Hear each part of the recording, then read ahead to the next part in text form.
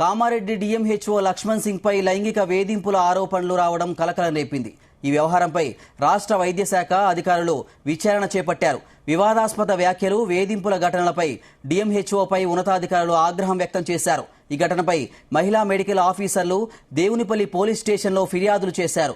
ఈ క్రమంలో లైంగిక వేధింపుల ఘటనపై director of public health family additional director Amar Singh Nayak ఆధ్వర్యంలో ఎంక్వైరీ జరిగింది. తమను లైంగికంగా వేధింపులకు గురి చేశారని 20 మందికి పైగా మహిళా మెడికల్ ఆఫీసర్లు ఫిర్యాదులు చేశారు. మహిళా మెడికల్ ఆఫీసర్లకు మద్దతుగా కామారెడ్డి ఎమ్మెల్యే రమణారెడ్డి విచారణ జరుగుతున్న కార్యాలయానికి వచ్చారు.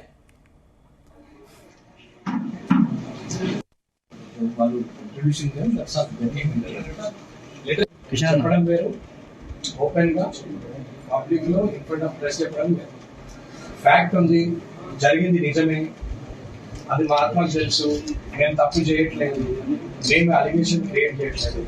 ఆయన స్ట్రిక్ట్ చేయడం వల్ల మేము అలిగేషన్ క్రియేట్ చేస్తున్నాము అనే పరిస్థితి అయితే 4 గోడల మధ్యన జరుగుతుంది. స్టార్ట్అప్ జరుగుతుంది లేదు, నిజమే ఇది, మేము ఓపెన్ టు వాళ్ళు, మేము జరిగింది, మాకు ఖచ్చితంగా హారాస్మెంట్ జరిగింది, మాకు ఇబ్బంది పెట్టారు ముందట ఓపెన్ గా చెప్పేసి అమ్మ అందరి ఇళ్లలో ఆడవాళ్ళు ఉన్నారు, అందరి పిల్లలు ఉంటారు, అందరి ఇళ్లలో ఆడవాళ్ళు ఉన్నారు.